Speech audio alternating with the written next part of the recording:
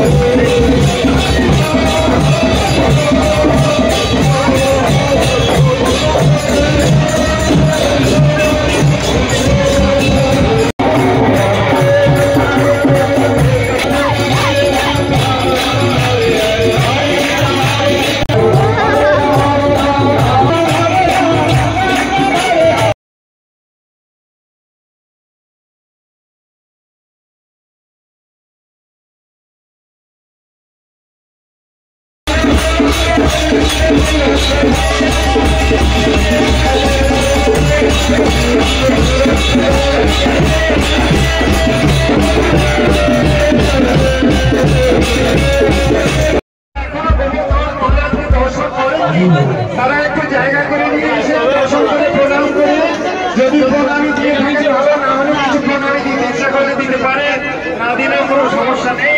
তারপরে আমাদের প্রসাদের ব্যবস্থা থাকবে। তো আমরা খুব কম সময়ের মধ্যে এখন বসে গেছে।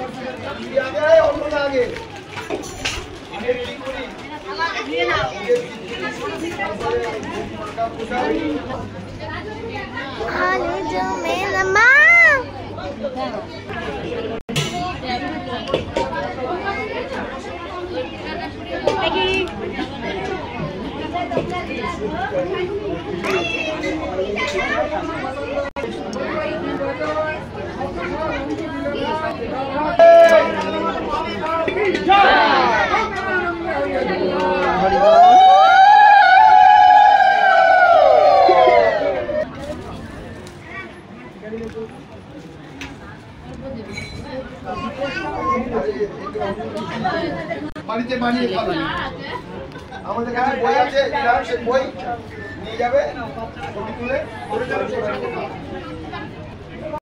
সবাই মিলে প্রসাদ পাচ্ছি।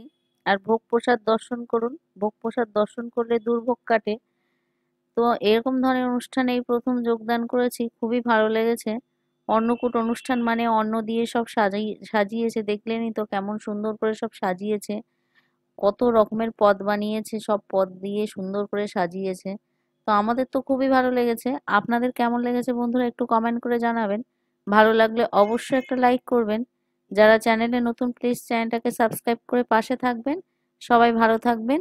রাধে গোবিন্দ সবাইকে মঙ্গল করুক এই কামনা করি। রাধে রাধে।